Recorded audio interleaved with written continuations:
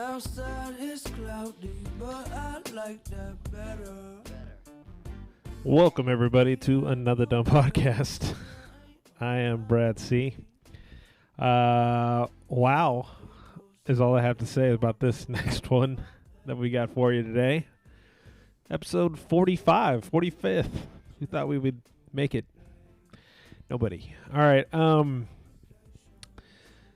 So there's going to be a lot of new listeners here on this one, I'm sure. Because I'm sure our next guest here is going to bring quite a few new listeners, so I'll just bang this out right now. First of all, I want to say sorry to Jake Cranfield, Jacob Sailors, and Dustin Dietz. Just want to let y'all know I'm sorry that I didn't let you in on the Bracket Dan podcast, and it wasn't because I don't think y'all would be good with the whole podcast, but you know what? I kind of just wanted Dan to feel comfortable talking and kind of do this one-on-one, and it turned out to be just amazing, just the way it turned out. So I if I didn't let it know, today's guest is Bracket Dan, Dan McDowell from 1310 The Ticket, 96.7, as they say. Yeah, this couldn't have gone any better. I don't, at least in my mind. I don't think this podcast, I mean, obviously could have gone better with like a different host and one that knows how to broadcast, but this is, they can get Dan on and hopefully they can have as good a podcast as I did, but, I am who I am and I can't apologize for that. So, yeah. And for any criticisms about this podcast, bring it, let me know about them, put them in the comments. Leave 5 stars. Just let me know. I mean, it's I got nothing. I'm not short of criticism, especially the things that we talked about in the podcast, because we did. I'm not exactly sure how long this intro is going to go, but I'll read the show notes, and I'll put in like timestamps of when everything's going to go, like when this intro stops and when. The first part of the podcast is going to be Dan and me speaking about The Ticket. This is going to be kind of like a Pulp Fiction podcast. It's going to kind of jump around a little bit. But the first part of the podcast is actually the second part, and the second part of the podcast is actually the first part of the podcast. The reason is out of nowhere, I have no idea how it happened. It kind of just organically happened. Me and Dan just started having a political conversation, and so that was fun. Dan, obviously, you could tell in the podcast he didn't feel super comfortable talking politics. I don't think Dan's this is just not his this isn't his game, as being, he's not on WBAP talking politics. It's not his game. I think he's interested in some sense, but only to a degree. So we just had a nice, friendly conversation. That's all I could say about it. Some people will disagree with me. Some people will disagree with Dan. But I think we had something pretty special in the sense of we had what I called a good faith conversation. A conversation of two people who don't exactly think alike, but we still had a good conversation, and no one yelled at each other, no one called each other stupid. It was just a good conversation. But that's going to be the second half. It's no big deal. He just kind of felt you'll listen to the podcast, but I thought it was a great conversation. I hope y'all enjoy it. I hope you follow me at I am Brad C. Hope you follow, you obviously follow Bracket Dan at Bracket Dan, another dumb pod. And please feel free to throw $1 into the guitar case that I have. It's in the link in the thing. It's just support the podcast. We appreciate it. If you do, if you don't, leave a 5-star review. I don't know. We also have other interviews. We have the one with Bob Sturm. Obviously, we have one with Grego. We have Mark Followell. We have one with TC. There's one with Julie Dobbs. It's a very short one, but it's still legit. Is that all I'm thinking? We had one with Kevin Turner. And I think that might be all the ones. And Shelley Luther, I guess. So, Well, I hope you all enjoy the podcast. It's this one was, again, for the P1s, the ones that like me. The ones who don't, this is for you. No, I'm just playing. Y'all can listen too. But I greatly appreciate it, and I hope y'all enjoy. Thank you. Another dumb podcast. New World Order.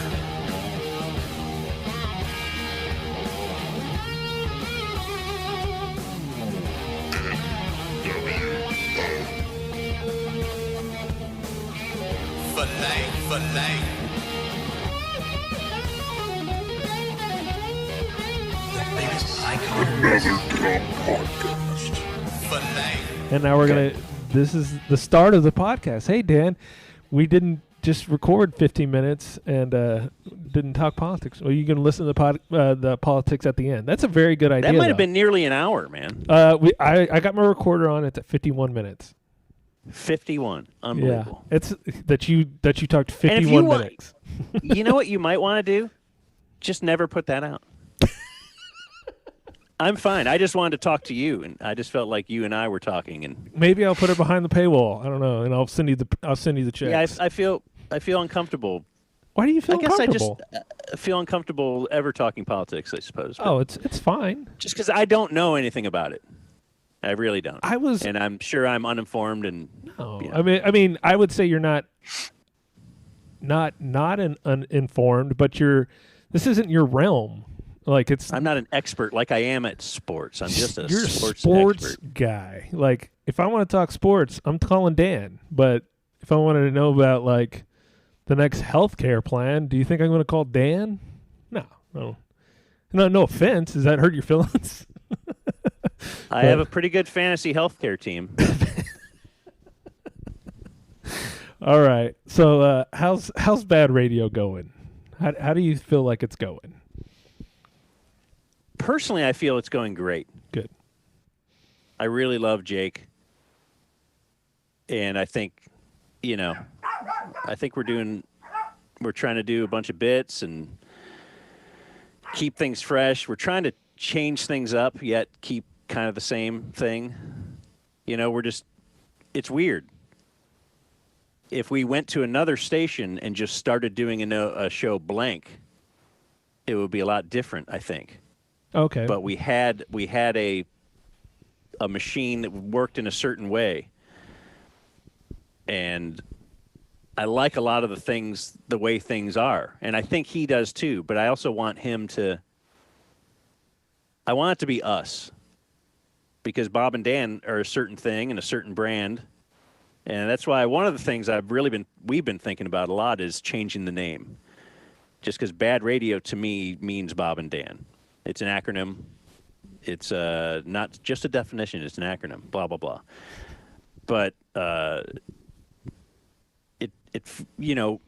Open I love the format of the Open. I love playing old clips. I don't want to lose that, but I kind of want to throw everything out the window. I love doing picks on Friday. I love doing Homer Call, and those are all great things that have been done for nearly 20 years. So would it be just dumb to throw all that away and just try and start new stuff, which we would have to do if we went somewhere else? So since we didn't, and we have the built-in, ticket, it's just a weird thing. But I think right now, things are going well, and I'm having a lot of fun, and I love it. And I love that me and Bob are awesome friends because Bob's the greatest guy ever. He was awesome to work with. And we were able to somehow, have a midlife crisis without a big blow up and a breakup and animosity. We get to both have new wives and just to try to carve a new thing. yet we're still working together all the time. And it's kind of great because if things didn't work out, we could always work together again. We know we have something that's really established, and how cool would that be, perhaps, if, the return of Bob and Dan? I don't know. That's crazy. Well, what I think you might be talking about is, have you ever seen the documentary for Jerry Seinfeld? I can't remember what it's called now. Comedian. Okay, so you know exactly Jerry what I'm talking Seinfeld about. Comedian. I'm big into that, yeah. The basically he threw out his entire act and restarted it. Yeah, and they had one episode. He did an HBO special where it was the final. Yeah. Yeah. The last time you'll hear these jokes. Yeah, the last time you hear these jokes, and it's like you feel comfortable as the BaD radio, as doing Homer Call and all these things, but in a sense of going full on fresh, you'd be super uncomfortable. Correct? I mean, yeah. But what if it turns out to be like the most amazing thing ever that you do? But What if we change things up? Oh yeah, I'm not convincing you, because I think it's an interesting thought process that you had, that like, wow, what if we just stopped everything that we were doing for the last some odd years and just redid everything like Seinfeld did that in that documentary? And you see one of the best comedians ever, watching him in New York bombing on a stage. It's amazing to watch, and him fighting through it, and then he eventually gets to something amazing. And so, I don't know. That's an interesting thought. No, it's the conundrum. No, absolutely. What do you do? And I almost think a little of it in coming in is good and bad for Jake, because he can come into a thing that's already kind of working. He's been a part of it. He's been a big part of it. Yeah, for many years. Yeah, he's been there for almost half the time that we've been on the air. So he's a huge part of things. But, it's a different start to a on-air or, hosting at the ticket career than I had, where I got to come in with a totally fresh thing, and with a different, two guys who were not regular on-air guys or, hosts on the ticket. I guess Bob was there a few months before I was, but still, hadn't been established as what we were yet, and we got to develop it together. So if Jake was coming in, let's say, to do him and Soroy get paired up to do a show, it would certainly be different, because they would just be totally fresh. Every bit would be brand new. Whatever open they had would be, totally different. So it's weird for him probably to not be able, and that's part of what I think might be important going forward is, get a new name, new songs coming out of break, or the new open song. I don't know. That's stuff we are working on behind the scenes, and answers that we have trouble, coming up with, those answers to determine, should we do this change? When should we do this change? How would that be received? Would it be a lot better? And maybe in the long run, it doesn't really matter, because it's just going to be me and him talking anyway, and we're just talking about the bells and whistles, the frosting on the cake. So it's just, shit we think about. Oh, that's fascinating. And I guess, it's not old news. Obviously you just said you and Bob are just, y'all are good friends. It's nothing. It's not a Grego and Mike Reiner type thing. It's split up, and it's not a contentious thing. Do you think it ever was while y'all were together? Did it ever feel like you're like, is this stale? Is this where's this going, or anything like that? Yeah, definitely. In 20 years, had periods like that, and they were periods I could never have dreamed of. And what I mean by that is, getting into radio, I had never heard of, when I got to the ticket, I was flabbergasted that these guys have been doing shows together for 5 years in a row. And that was an amazing run of longevity to me. And, highly rated for 5 years in a row. And so I was thinking that would be great success if indeed I could pull off, we could work for 5 years and do pretty well. So for 20, the problem, if we ever had problems, it was the greatest problem to have is we're kind of doing the same thing here, getting great ratings, but what else could I do in life? Is this all there is in life? But we're at a great spot. Like, we're doing really good in the number 5 market in the country, and what more could you want? And I was thinking, should I, what if I tried writing or something, or it was just the matter of things were going so great, so it could way be worse. It's the best problem you could ever have is things are going so well, it's almost easy, and we had a formula that's working and it's fun, but I guess that's the thing that always knocked me out of any thought of that, even if it was for a short time in year 12 or whatever, is that even every day it's the same thing, but there's always different crazy news. There's always a different sport you can jump to. You're not just announcing, I always tell Bob he would not be happy as the play-by-play guy for the Stars, or because his mind especially is so, he's got to have soccer. He's got to have something new all time. He's always, he went through a chess phase. He's going through this phase. We have ADD type thing. Oh yeah. And so I think that's what makes our job cool and keeps it fresh, is even though it's kind of the same template, there's so many different things we can do within that. And that's why it's so awesome to be at the Ticket. You're not regular sports radio. You're not regular any radio. And that's what's really fun. You didn't lose me. Hold on. I'm on my phone. I wanted to messing check. with the video? No, I just wanted to make sure if my battery was going to die, then I would want to stop real quick. So whenever Bob left, I don't know if you've ever explained this. Was your thought process like, oh, damn, we're not going to be Bob and Dan anymore? Or was it, maybe this would be something, it's kind of a new venture and something different?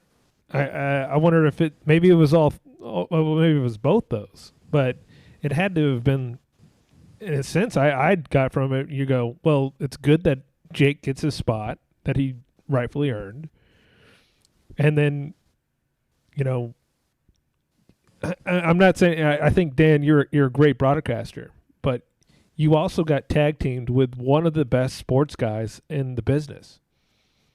I mean, that's amazing too. And you go, wow, yeah. I mean, Bob is going to be great at drive time.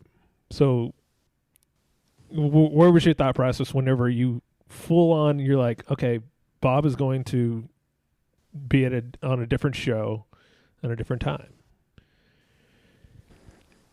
Yeah, when Mike Reiner retired or left the Ticket, because I don't think he's retired. I think he's made that pretty clear. That, we thought Jake would go to the hardline, and we were concerned with finding a new producer. Right. That's what me and Bob were working on for a while. And when they came up with the idea, eventually, the suits, what if we did this? What if we moved Bob to afternoon? Now, afternoon can stay strong. Afternoon, Mike Reiner is that's a big shoes to fill. He's just his name. Bob's name is growing as well. He does a lot of different things. He does dabble in some play-by-play and writing and this and that. And, he's, like you said, awesome sports guy. What if we did that? And then their thought was the hardline will kind of become totally different. You guys, noon to 3, can kind of stay very similar to what you've been, although losing Bob's voice is, a lot of seconds in the day. But you can kind of maintain a similar thing.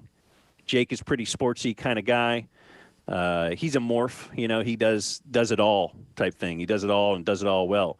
But he's been there, so BaD Radio won't change that much. You can still have your benchmarks. You can still have this and that. And yeah, at first it was very sad. That weekend thinking about it, because we built that thing.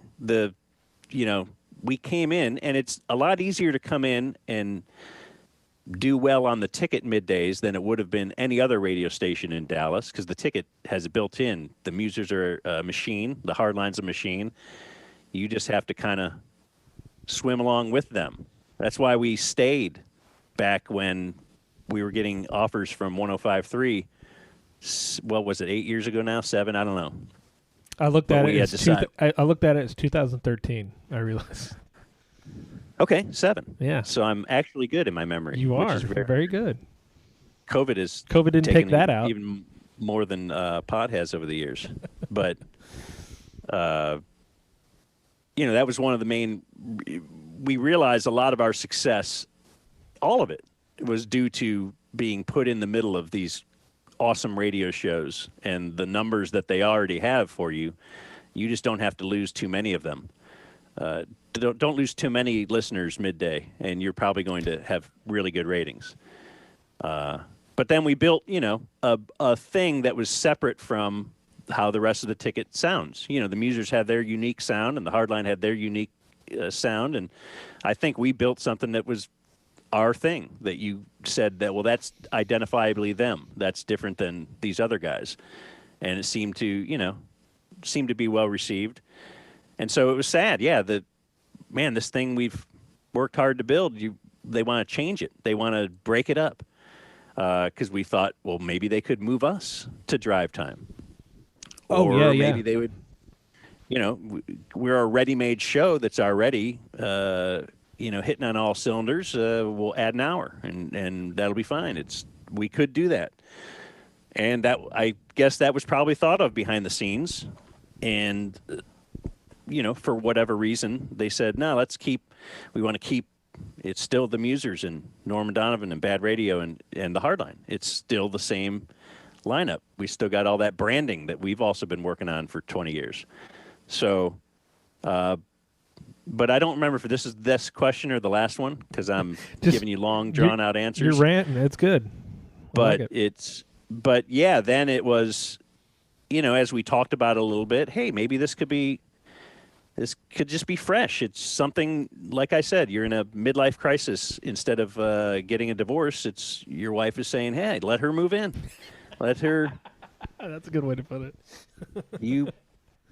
You could tag her, and I'll tag this other dude, right? We cool? We'll just live in separate rooms, but we'll hang together. And exactly. We still got the kids. And, if just Bob left and went to another station, or if just I left, that'd be some scary territory. But we have this parachute we could pull that, well, if it failed, we could just go back together and work together again. It's because we know that's a success. But, we think we both put a lot into what we do. So, it might be a success, might just work, and it'll be fun, just fresh and new and something different. And oddly enough, as I go back to when I said, I think their theory was the hardline's going to be way different. BaD Radio will stay the same. It feels like I'm almost in my head feeling that it's going the opposite way. The hardline has definitely said we're keeping the name the hardline. They still do e-news. They still do community quick hits. They certainly a more influx of sports with Bob. Maybe do a little less, Steely Dan talk. But yeah, ours is the thing where we're in our mind wanting to change more, to get a new identity, because we are two new guys. They're not two new guys. Two new guys chemistry, I guess, that we're building, and that's coming through the airwaves with Dan and Jake, instead of Jake just chiming in now and again or whatever. You're getting to know him even more and more and more every day. We peel a layer of that onion. which is awesome, which is delicious, this onion. So I don't even remember what the question was. I just kept talking. I feel like you answered it. I feel like you. When I talked to Bob about this, I brought up the term. It was like things were getting a little stale, and not in a bad thing. It's just that's just way the world is. I mean, you go in there and it's all right. It's homework all day, and we've got to do this and this, and now you have this new thing, and all right, now we've got to try and make this work. You gotta go out and you get up every. I mean, just being honest, you probably got up and it's like I got to go do BaD radio, and I know how to do BaD radio. You could do BaD radio with the flu. I mean, you could do it, standing on your head. Where now you have another guy, and I'm not saying it's that much. I mean, it is different. You still feel comfortable with Jake, but now Bob's got to go try a chemistry with Dan Paul and Corby, and how that's going. So I'm just saying in the sense of now you have a challenge, and I'm not saying you got to redo the whole show, but I think that it's an interesting idea that like, hey, why don't we just drop this one and then do something completely new that'll, some idea that you've had maybe for years that you never thought you could do with Bob, and maybe that fits better with Jake, something like that, and it almost gets your creative juices flowing, I guess, and you can kind of do something new and fresh. And that's how I kind of felt when the lockdown first started and all sports were canceled. Yeah, now you had to do a show. It was much more difficult. I mean, right away, it was more difficult to do a show without Bob, for sure. Just because you said, it might be stale, but it was just a formula. It's a thing. Okay, we do this, this, this, this. This is how we do it. And, we both are severely prepped, and to do a show just starting with Jake with sports was more difficult, for sure. Now it feels a lot better than it did back in March, or I would say easier, just because I guess we know each other a little more. But then COVID hit and the lockdown, and it made you have to really scramble to try and do different stuff. And it was actually kind of fun. Yeah. Just as far as something fresh and new and just different in life. I don't want it again. I feel like it was a good stress test to be like, okay, fun little period. Now maybe it'll be good in the long run. I want you to do a radio show for I can't remember how long, a few months here, and you can't talk about. Well, I mean, I guess you could talk about sports, but there's going to be no sports for a foreseeable future. Can you still make an entertaining show? And that's kind of scary and interesting, and those type of things. Yeah, I feel like it would kind of. It thrust you into situations where you're like, oh man, let's try to make something good out of this. And my good friend Matthew McConaughey would say that it was yellow light or a green or a red light, perhaps. I thought it was a blue light. No, these are yellow or red, and those are things that were slowing us down that allowed us to get the green lights, which are happening now. So it built us. You have to go through the yellow lights and maybe get stopped by a red light now and again to really appreciate the green light. Oh, damn. I just read his book. Oh, you did? It's called Green Lights. Wow. You can purchase it on Amazon today. Okay. Or since we're buddies, I'll just lend you mine. All right. Sounds good. I'll come over. Well, I'm out of town right now, so I'll come get it in a couple months.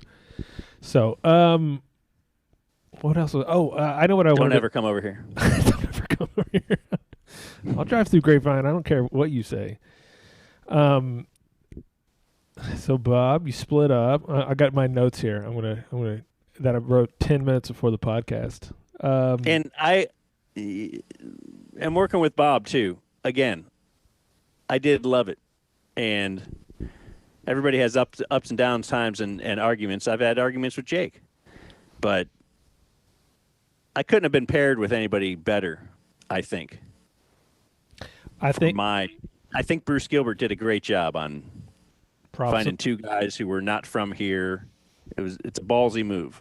Props to Bruce. And for You those who know. don't know, because I think Bruce might have been before I even fully was like every day, every minute listening. I think he might have already been gone. Cat was already in. He was our PD in He was your- '99, he but I was- think was gone by '02. Yeah, I wasn't listening in high school. At least not as much as I was when I was out of high school. So,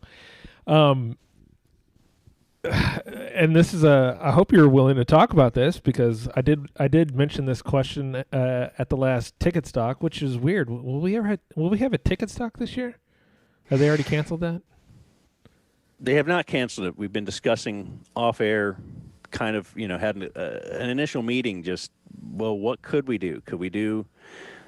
What were the rooms called? I can't remember, where we had some Q&As. Could we do that on Zoom? Some kind of an exclusive thing? Could we? Gotta find something Could we be out there but not have fans there, have people there? Would that make sense? Right. Could we do a concert? Yeah, I don't know. I mean, I got the antibodies, so I'll go. Screw all y'all. Yeah, you're ready to go. It'll be just me at Ticket Stock. So if you do go to Ticket Stock and the world is back to normal, there was a room that my cell phone was taken from me, which was very strange. To sit in a room with no cell phone. I don't know when that happens. If I'm going to get an X-ray, that would be the only time. But I was in one of those rooms and I got to ask you a question, and it was about in 2013 when y'all were basically y'all were gone. Y'all were going to be gone to the fan. I guess let's relive that because I think even now, like, current listeners probably don't even know this story. That y'all were coming up to an end of a contract and y'all were like, well, we're going to go talk to the fan, and they give you explain it better than I do. You lived it. Oh, by the way, did you know that well, you don't remember me, but I asked that question, and by the way, my question was the best one out of that Q&A. I'm going to say You it right think? here. Oh, absolutely. Hands It down. wasn't Who's Line 4 guy? Yeah, that one. Yeah, I was like, shut up. He's not going to tell you. And people have already asked me, like, we just want to know who Line 4 guy is. He's not going to tell you. That would defeat the purpose of Line 4 guy. I mean, why would you even ask that? Or asking Chappie what his picks are. I'm like, come on, man. You could call in and ask that.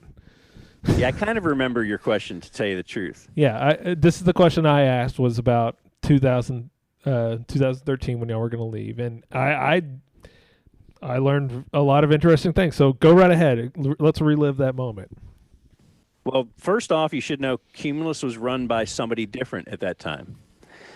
They had a different philosophy, I guess, and they, we had an agent at that time, and we wanted to look. We want to stay at the ticket. I want to stay at the ticket. It's poor negotiating for me to say, I hope to stay at the ticket again next time our contract is up. That's like if you're going into a house to go buy it, you don't go around going, I love this house.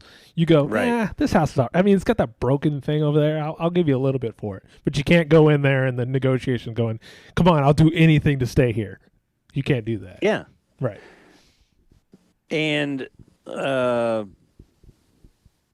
the person at the top of the company who was doing the negotiating with the agent, we said, hey, let's stay. We've been, I don't know, the ratings were real good back then, and it was number one every book for 5 years except for, 6 books, which we were number 2, something like that. It was silly how high the numbers were. And just, tiny bump, something. Just don't be crazy insulting. Just something small. Doesn't even have to be the cost of living, but just make it seem like we're getting a little bit of a raise for being really good for 5 years. And can we do that? And I'm pretty sure the way it went was we were offered a pay cut. And it was, hey, radio isn't what it used to be, and the numbers are not lining up here, and but the agent was saying, well, really, that just seems very odd. I represent guys across the nation, and for somebody whose numbers are this high.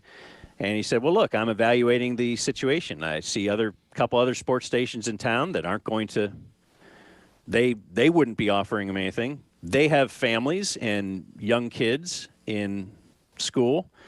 They don't want to move. So they were just playing, I guess it was business, right? They were just saying, that's what I think the market is for these guys, and, blah, blah, blah. So we're like, man, it's really a bummer. That's not the way we thought this would go. It isn't the way it's gone before, and it actually wasn't the way it went recently, as different management is at the very, very top of the company. But they said, so our agent went searching a little bit, went a little sniffing, and yeah, there was another station that said, yeah, boy, really? They leave? And we sincerely said, I don't want to go do this to drive up the ticket's price. That's not the point of this. So we, talked to each other, and we're actually had kind of come to terms with, I think we could leave. It sucks, but I guess that's the way it is. That's the way, you're sports free agent or something. It just seems wrong that they would just draw this line in the sand, and they stuck to it. And then, eventually we did kind of get offered, didn't get kind of offered. We were offered, and it came right down to the very last day, as you perhaps remember, that we at Ticket Stock were kind of saying our goodbyes. By the way, I was there. Not Ticket Stock. No, it was Summer Bash. And by the way, full disclosure, whenever you took your selfie, this was going to be your last selfie on the ticket. I was in the pool with my legs in, and I was in the photo, which I'll have to find. Hugged Mike Reiner. It was very sad. No, it was well, what's funny is I was there and I had no idea. And then I woke up the next morning and I saw Bob and Dan are leaving the ticket, and I go, "What?" I was just there. Everything's fine. The offer that was made was for significantly more money. Significantly. Life-changing? Payoff house, sure, yeah. There we go. Not crazy, but now it was for less years, as I recall, but more money, for sure. Let's say the same money on both, but less years. Right. And all upfront and guaranteed type thing. Nothing tied into it as far as having to, have certain ratings or whatever. And then the numbers were, if you did get certain ratings, that would just make it silly, the contract. So it was significant. And it was just a very difficult weekend to try and get through. And it was at the 11th hour type thing. It ended up with us talking to a boss we had here, doing some negotiating. Instead of the agent talking to the guy in Atlanta, it was, us talking here, kind of saying, we don't want it to go down like this. In the end, we just don't. What can we do? And like I said, we had talked to obviously Musers and Hardline and just the guys around the station, saying half goodbyes, but also with the, they're asking us if we could somehow bend, which is a little weird. I almost wish they could have also maybe approached management and said that same thing, but I don't think management in Atlanta was listening to anybody. No. That's the thing. Yeah. So those mattered to us, the pleas made by our coworkers who I think we've been riding on their shoulders to that point. To a certain extent. Like I said, even if we had done the exact same show, but it was on ESPN radio, would it have ever been as received as well, with the numbers? And I don't think so, just because you have a built-in powerhouse. That morning show is awesome. Mike Reiner and the afternoon, all of those guys. I shouldn't just say Mike, but Yeah. their numbers were awesome. So to be able to have that, as I said, if we just didn't lose too many, we're going to get some pretty good ratings. So that meant a lot to us. And in the end, it was, well, we still have a nice house. It won't be paid off. Just trying to envision ourselves, well, what if we see, the ticket table out at the Super Bowl while we're over at this other table? It just didn't feel right. And I suppose it's, it's not sports, or it's not a in the NFL or something where your career does have a shelf life. That might be over once your physical skills start to diminish in a few years. So you might have to get every single dollar you can when you're in that position. But it was a thought of, well, long term, this station will still be good in 10 years. Will that other station still be a sports station? So we then, came to an agreement where actually the first year of the new contract did end up being a pay cut from the year before. So we showed them, but we ended up. I'm sorry, but most odd negotiating tactics I've ever seen. So from us? Yes, I'm sorry. Yeah. I'm not trying to be mean. No, we didn't. We did not. You didn't give them the business for sure. We didn't win, but we won. Yeah, exactly. In the end, and probably poor negotiating. It certainly is, and because we, they might have been right in the first place that these guys don't want to leave, and in the end, is it better just long-term happiness and working with friends? Like, they're legitimately our friends. They're not just our coworkers that we mix with now and again. Right. Like, I love all those guys, all of them. I loved going to the compound. I loved Super Bowl week. I love all the stuff we do together. So that's been a bad part of the COVID, is we don't interact a lot anymore. So it was that. It was quality of your personal life over paying off your house right away.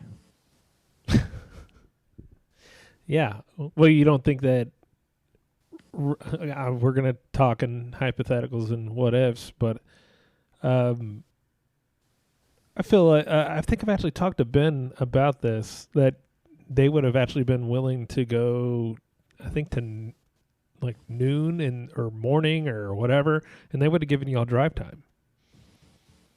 Did you ever hear that? That was not the plan going in.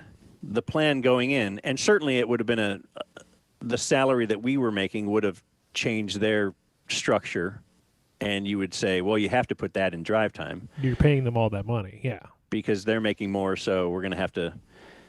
But at least the initial thought, their plan, our plan, was, okay, you're going to go noon to 3, and we're going to hope the Dallas-Fort Worth radio market just continues their regular listening pattern, which is, listen to the Musers in the morning, the Hardline in the afternoon, and BaD Radio noon to 3. Mm-hmm. And not to throw Norman Donovan, they obviously Norman Donovan too. But that was, the main. If all 4 of those shows are number 1, we're going to be happy because we now have one of them.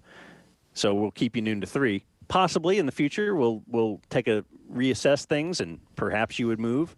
But at this point, don't move and just go up against the powerhouse Hardline. Move and go up against whatever the ticket throws in from noon to 3. We think we'll win. And then we'll see how that goes, and then go in the 4. Yeah. And I'm not saying that. I think you still would have had some. I don't know how long Ben and Skin would have stayed, and it's kind of, again, you're kind of going off of hypothetical. I mean, you don't know. After a while, you'd have been like, all right, can we go back to the ticket? Like, if you ever went there, you'd be like, all right, can we just head back? And I paid the house off. Let me go back to the ticket. But I mean, I wouldn't say your chemistry with like Ben and Skin or even who knows which one of those shows would have stayed or which one of them would have been kicked to the side, either G-Bag or New School. I mean, I think y'all would have been fine regardless, but I mean, it is true in a sense that though there's that chemistry with the ticket that is you can't even compete against. It's not even the same thing. If you would agree. Yeah, and that was a concern too. If we went, part of our decision too. Let's say we go, and now we're the ticket turncoats to the ticket fans. So the ticket not tuning over, because these are the guys. There's a lot of ticket just diehards, and it's great. I think you're really in your head though. To be embraced by the ticket diehard is an awesome thing. So, but as a Bob and Dan listener, I would have definitely just flipped. I would have flipped over. Yeah, absolutely. But I don't think 100% of people would have. Absolutely not. Yeah, and there's some people that listen to the ticket because they love Mike Reiner from the 80s. Or the funnier part was when Bob he went to 3 to 7, and a lot of people were like, "Who are you again?" Like, because they only listen from 3 to 7. Like, they don't even know who you are, Dan. Right, which is really weird. It's very for a guy who's been there 20 years. That's so strange. Or like they probably know of you, but they don't really know you. Yeah, in a very real sense, Bob had it's got to be a tougher thing for Bob to have moved than for me to stay. Right, exactly. Because he's now, working on chemistry with those guys, although we have chemistry because we're friends. Of course. Bob golfs with Corby when we go on road trips. He's, but he's fitting into their show and all that kind of stuff. But he's a pretty good radio guy, so he'll, I knew he could figure things out, or they're all good radio guys, and they could figure things out. And my lauding Bob is almost, I feel like, in my head right now. I overthink a lot of things. But I don't want that to, I guess I just don't want people to think Bob and I, would it be me and Bob or Bob and I? Bob and I. Had some kind of animosity or whatever, or were pleased, real happy to break up or whatever. But no, I don't think that's, I don't think that's at all what we're getting. I also don't want to diminish Jake, because I really, really love what I'm doing now. Right. If they said tomorrow, we don't think this is working, we're going to switch it back, I would be upset. Absolutely. So, but I was also upset when they first said we should make this change. I do fear change. I'm afraid of anything being different. So why aren't you a Trump supporter? I'm just joking. Anyways. That's right. No, right, because they're changing to Biden. This is it's too much. And they're taking down the barricade. I love barricades around the. Put those boards back up on those windows. Gosh.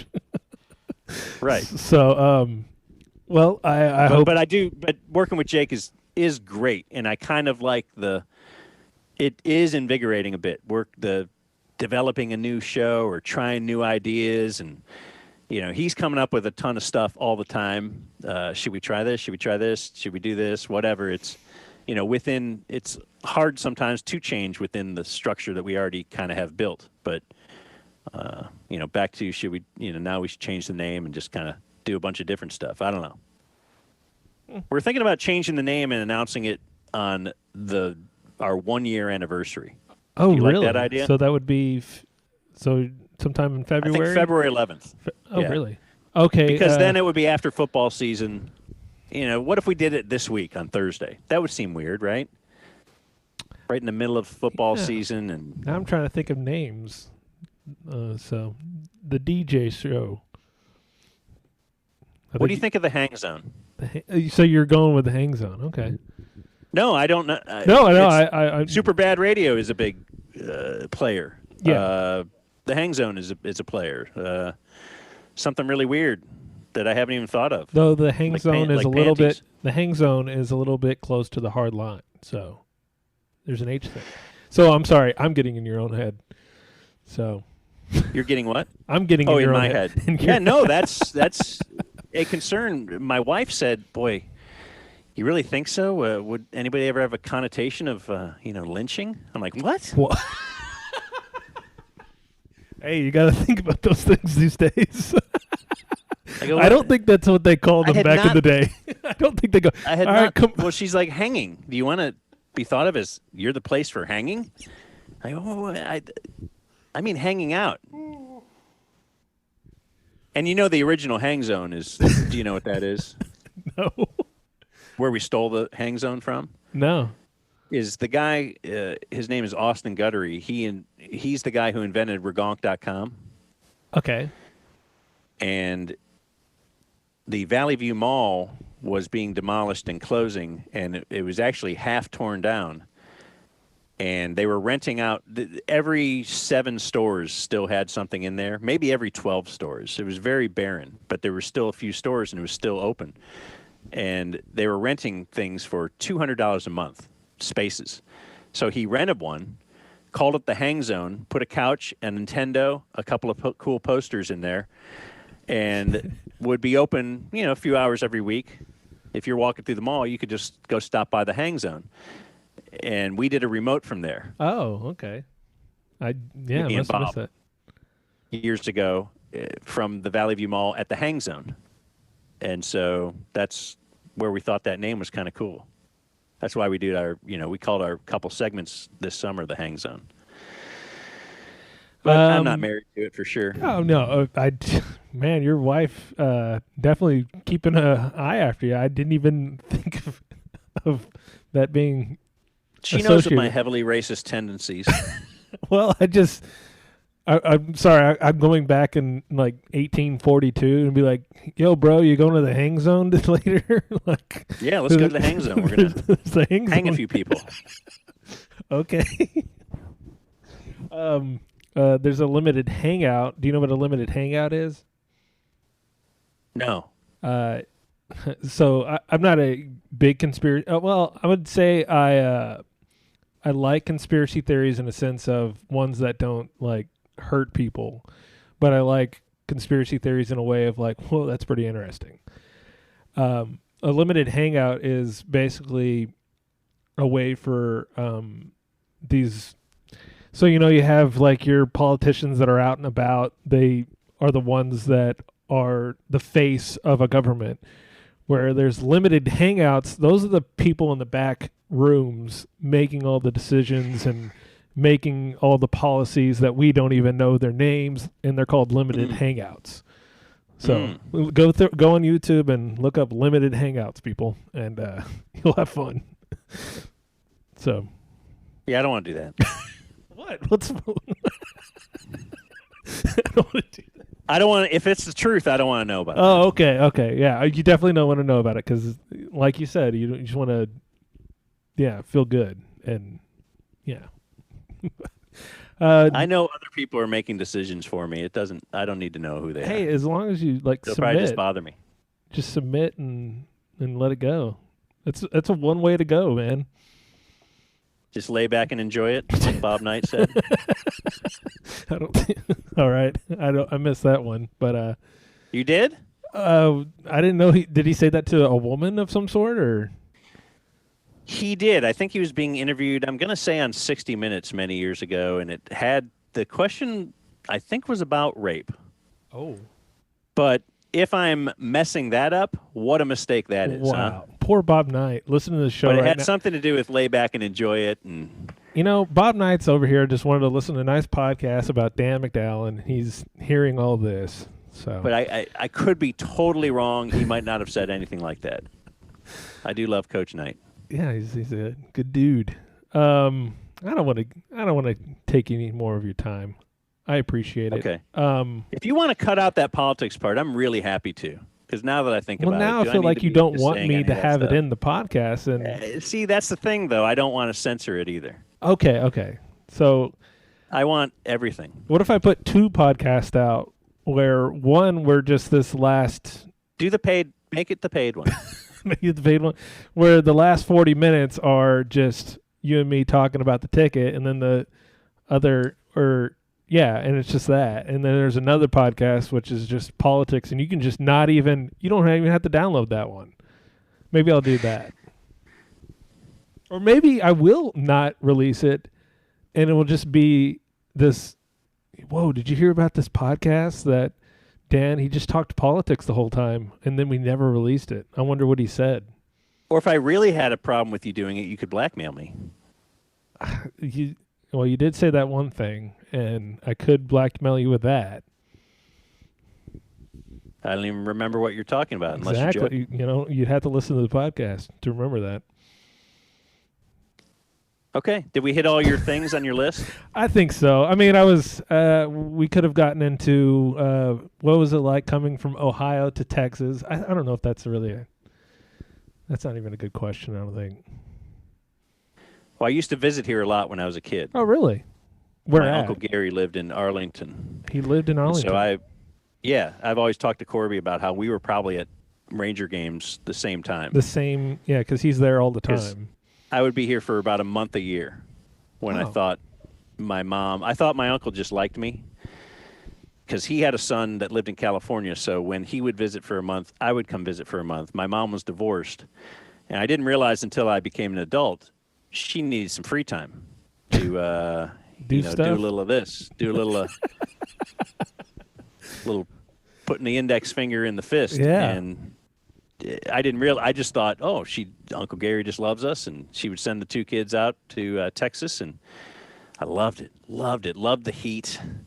You loved the heat. Well, growing up in Ohio, we just didn't ever get hot days like that, and I loved the heat. And the fact that I got offered a job here was kind of unbelievable. It was the only town outside of Cleveland that I had anyone I knew across the whole nation. And it was right here where I had been many times. I was here a week before a plane crashed. It was called the wind shear plane crash. Something ripped a plane in half coming into DFW. I was here the week before that. I left the week before. But I had a Wet and Wild season pass, and Wet and Wild. Lovely. That is what Hurricane Harbor, I think, used to be called. No, absolutely. Have you? What is that? I just watched the documentary on the most dangerous water park ever. Oh yeah. Oh yeah. I can't even remember now what it's called. Struggling. It was on HBO Max. Okay.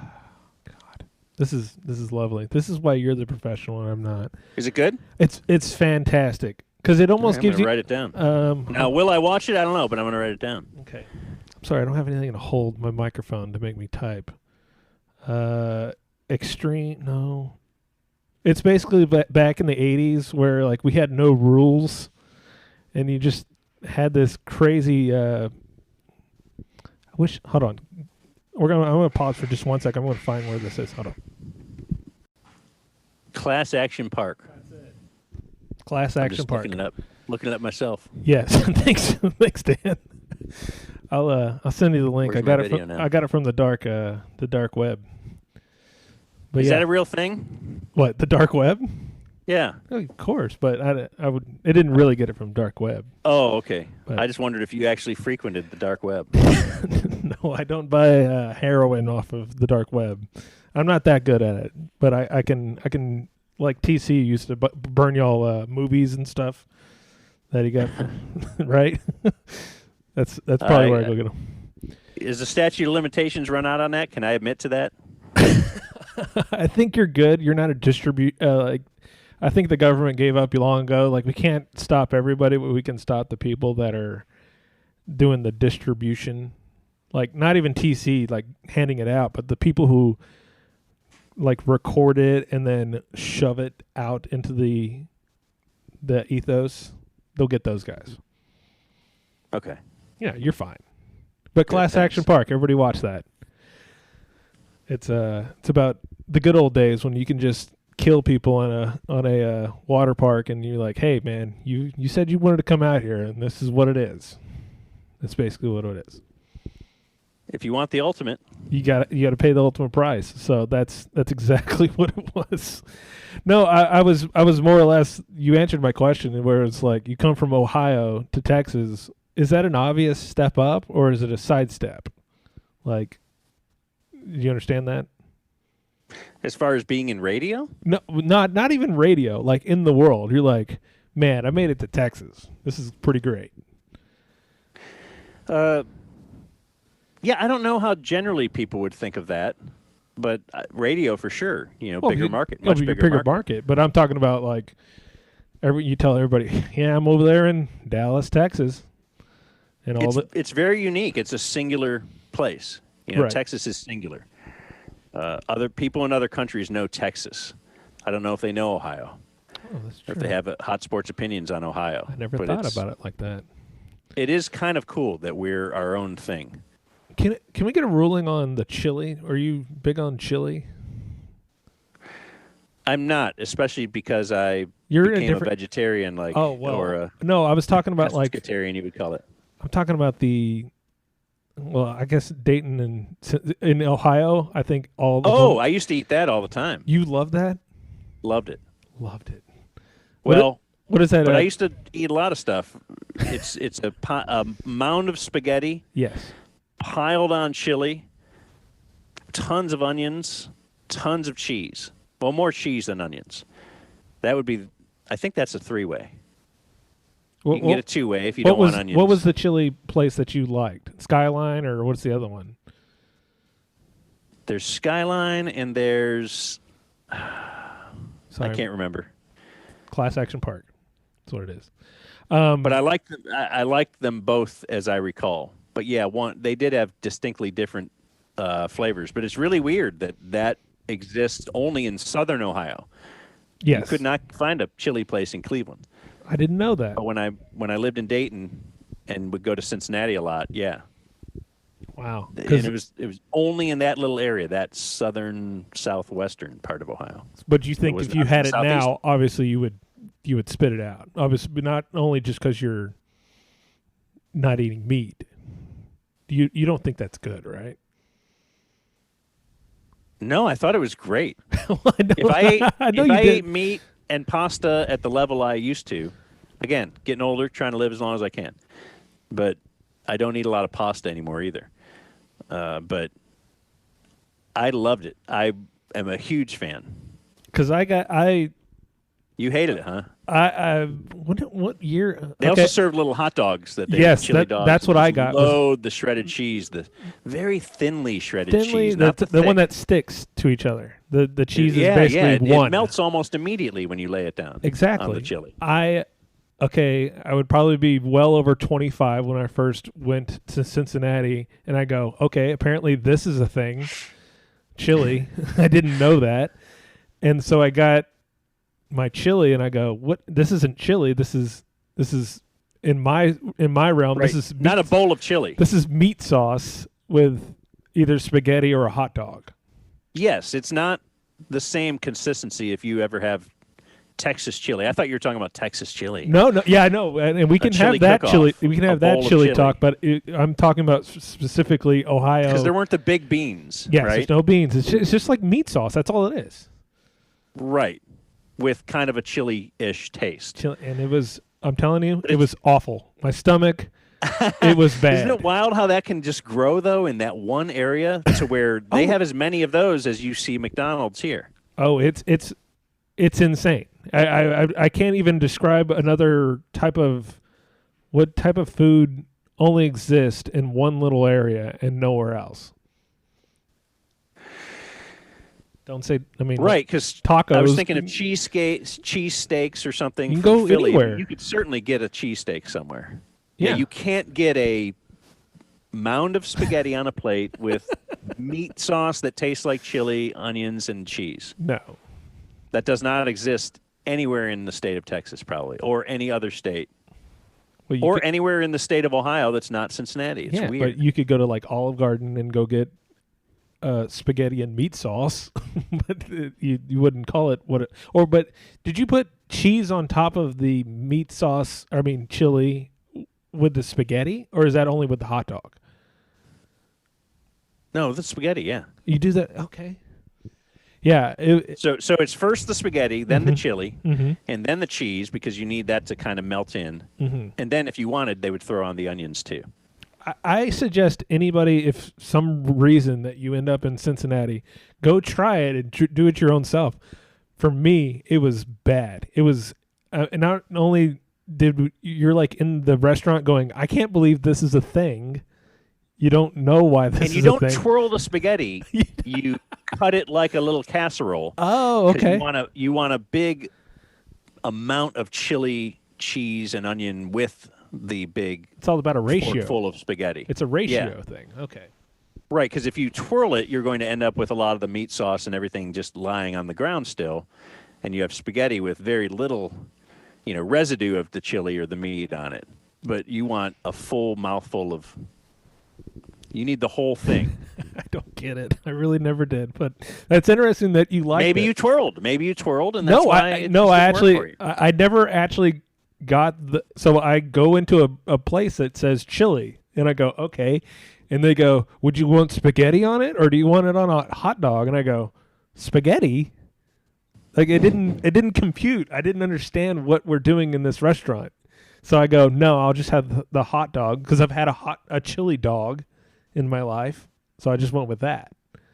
I wasn't daring enough to go get the spaghetti.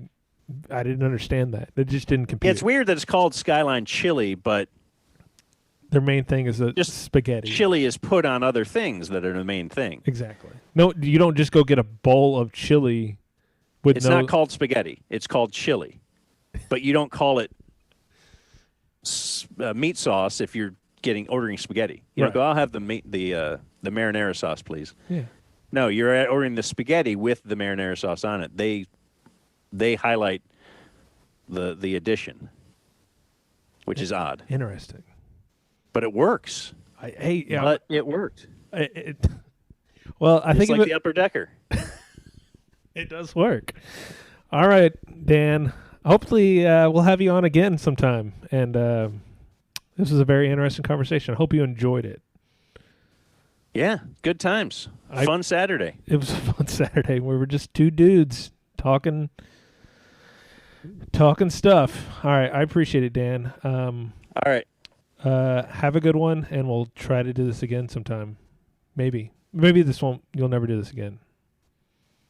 That's quite possible. I don't know that you do repeat offenders on your thing. Well, I do some group conversations, and it would be fun to have you with, like, we have our own little hangout, or hang zone, as you would say, and we'll talk stuff, and no politics. We don't talk politics, but at least not on I love stuff, man. Yeah, I love stuff, too. Yeah, I guess it's your fault that I talk politics, because I saw you tweet that I was going to be on. Then I said, well, let me go check this guy's Twitter out. I've listened to your podcast, but I've never looked up your Twitter. I don't spend a lot of time on Twitter. And then I saw it seemed like you were spouting out a few political opinions there. And I thought, okay, well, let's interview you a little bit. Well, that is the danger of it. I wish you wouldn't have, because that could have been the death of this podcast. You could have looked at the Twitter and been like, whoa, I'm not going on with this guy. Nah, so why think like that? That's silly.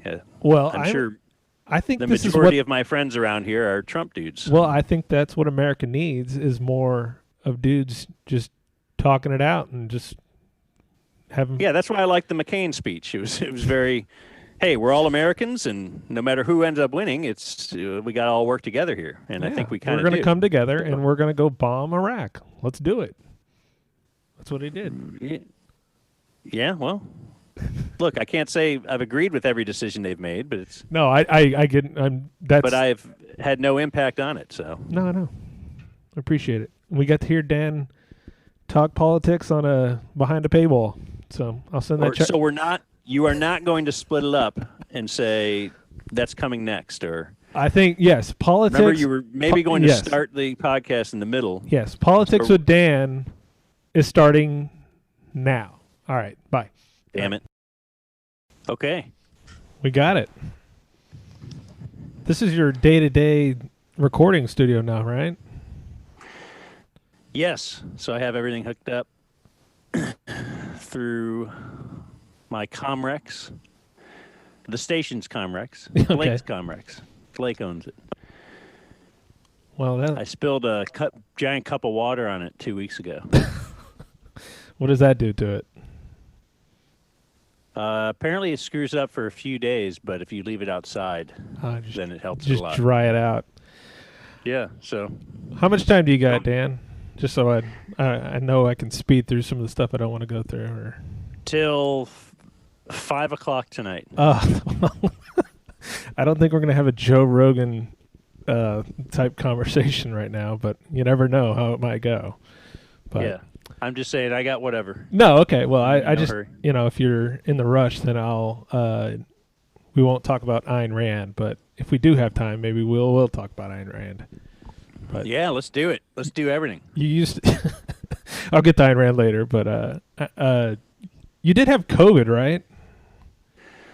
Yeah. Are we podcasting now? Yeah. Oh, I'm Is this sorry. I should say official or go. no? I should say go. That's okay. But Yeah, I don't care. No, I've heard. I've actually heard all your ticket stuff. I think Oh, you actually have. I heard Bob Yeah. a long time ago.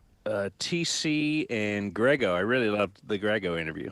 Oh, well, I appreciate it, and that was my gift to the P1.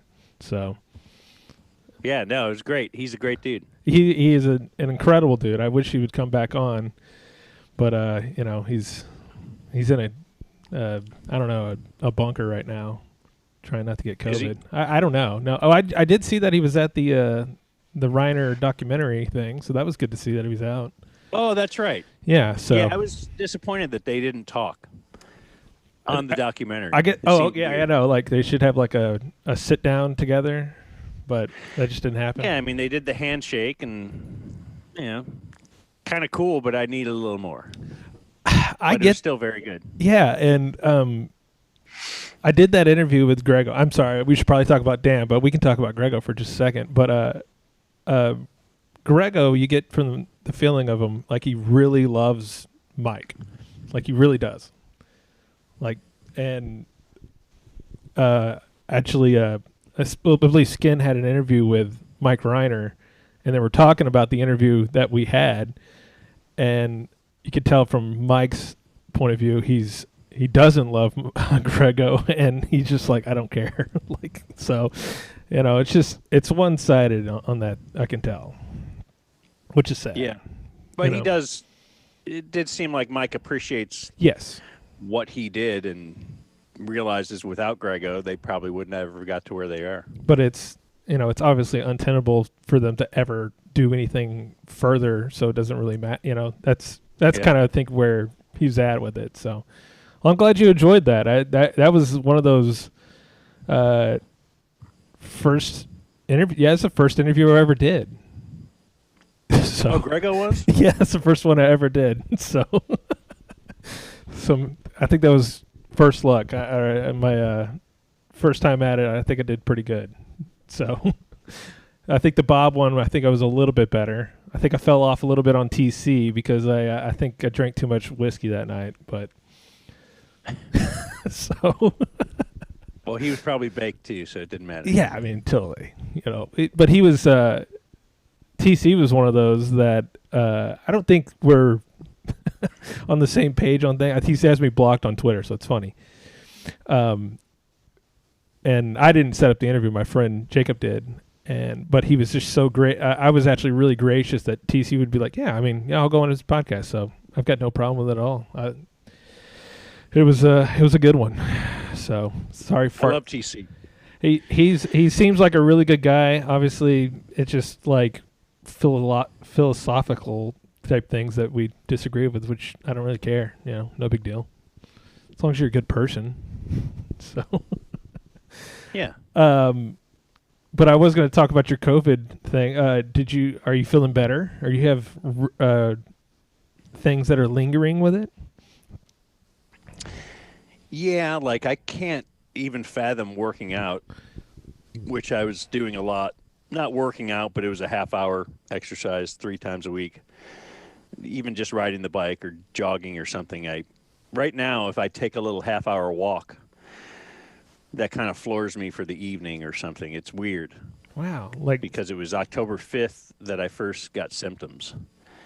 And now it's obviously a month later, just a month. So it's just a lingering they say it can linger for a couple months, and that's a big beating.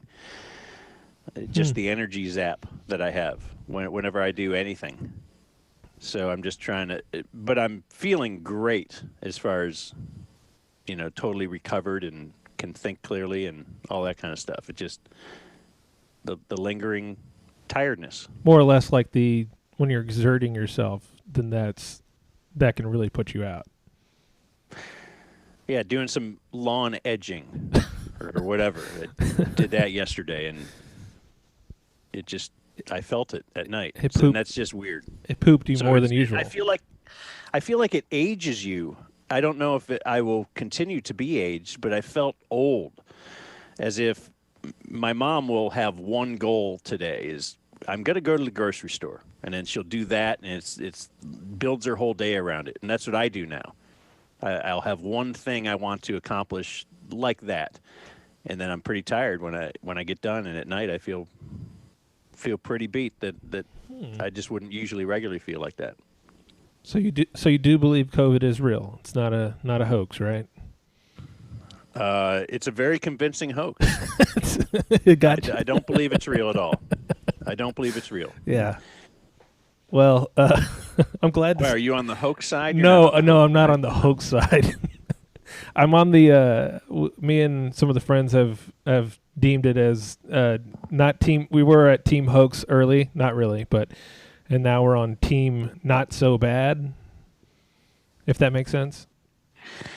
Yeah, I guess the whole thing I think is that we don't really know. When it first came out, they said this is a totally new thing, and they were saying you got to wipe down every surface and blah blah blah and wash your hands, and they did not advocate masks at first. No. And then as they figured it out a little more, they're figuring, well, that's how it's really traveling, and really you don't need to wipe everything down. Or they didn't emphasize that as much, but just wearing the mask might be a pretty big help. And I think they're still learning, and they're probably still learning, well, how will it affect you long term?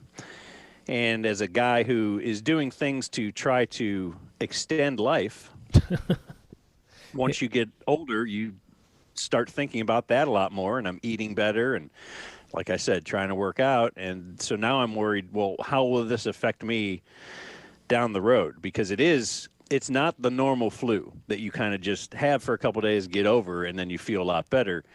There's something still, it affected me, more long term. So people that have problems, I worry about that, like if my mom got it might kill her.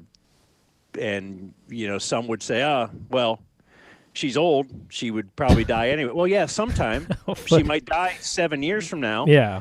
But if she gets this, it'll probably kill her today. Right. So that's the thing. Though I think we're doing, you have to admit, we're doing better at COVID. Like there are treatments and stuff that we're doing that are doing better. Of course. Yeah, as they learn about it. Sure. As we're learning more about it. I mean, like March and April, we had no idea. I mean, it was like the scariest thing ever. You thought, yeah, we're obviously all going to die, and this is what it is. But I mean, not right. Yeah. I watched the movie Contagion, and I was thinking of bodies in the streets and all that kind of stuff. And it's pretty cool that it's not that, but I suppose we didn't know. And you probably want to err on the side of caution, I would say, because clearly this is something they've been talking about for a while that could happen. Yeah. If there is any vulnerability in the world, we seem to have a lot of things figured out, but it's these viruses could just pop up. So a contagion-like virus could pop up. Right.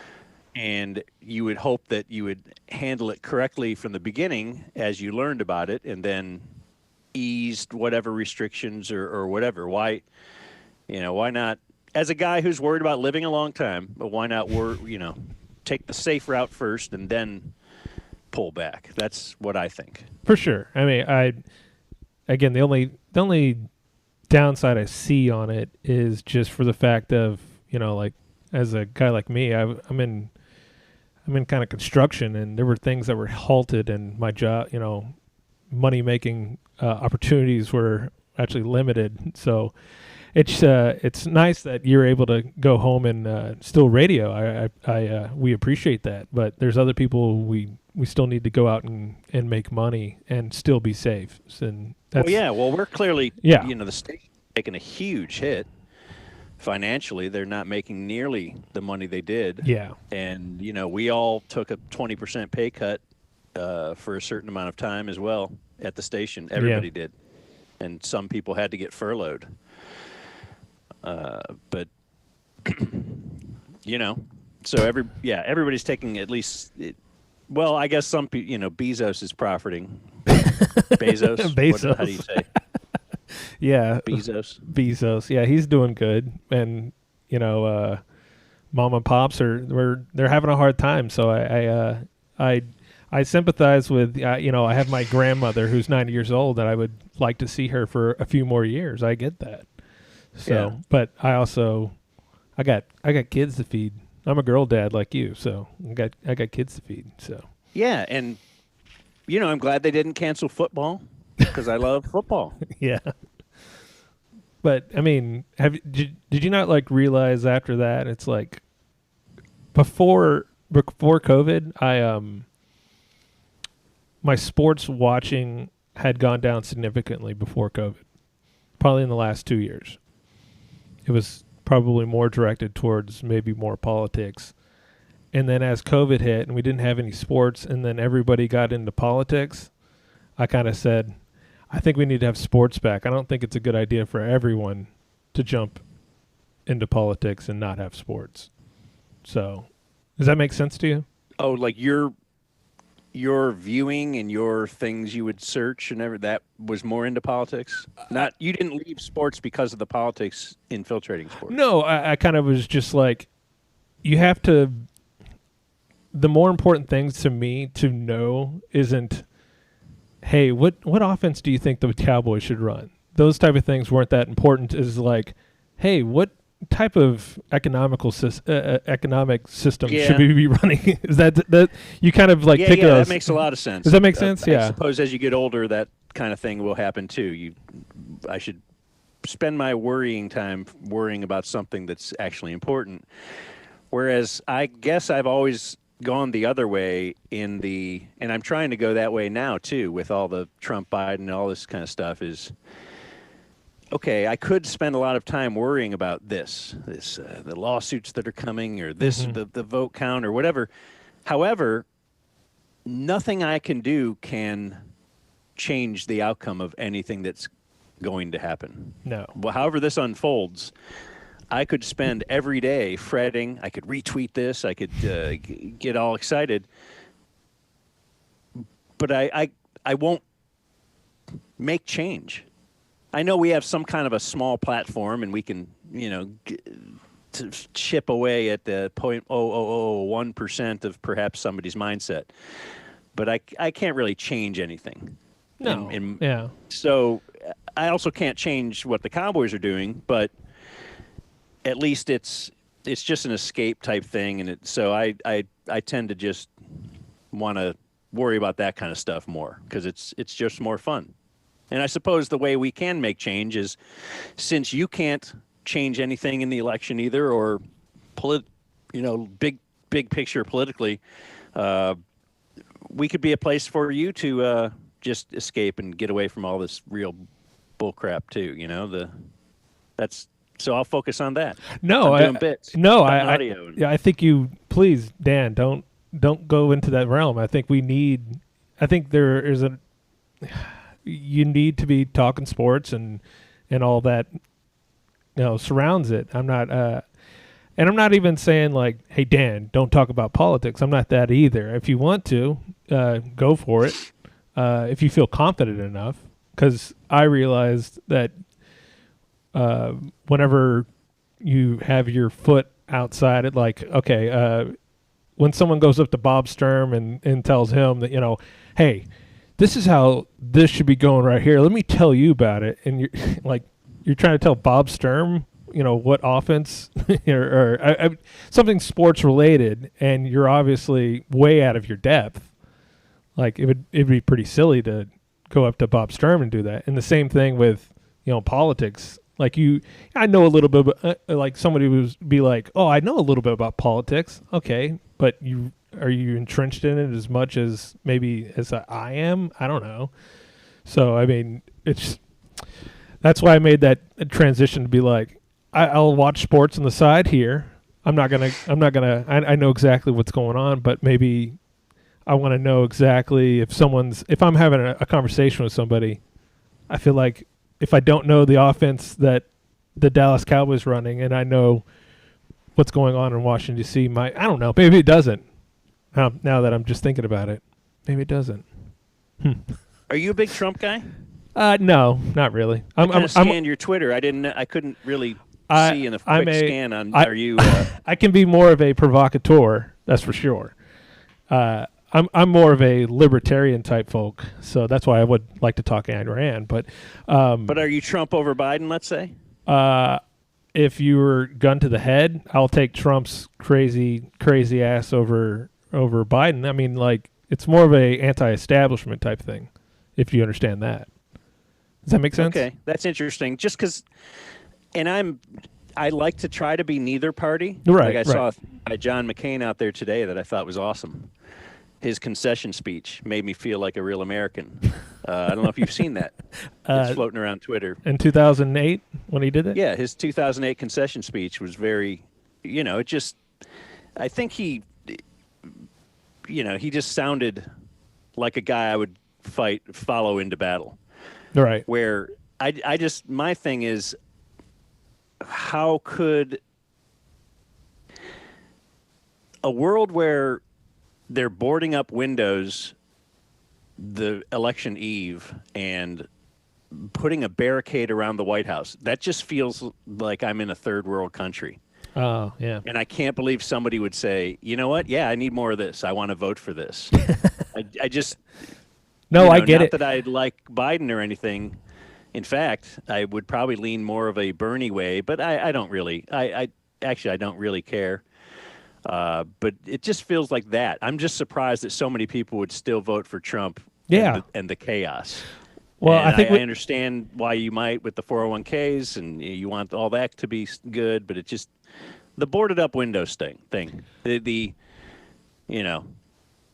This is now, and this isn't. They didn't board up windows because of Biden supporters.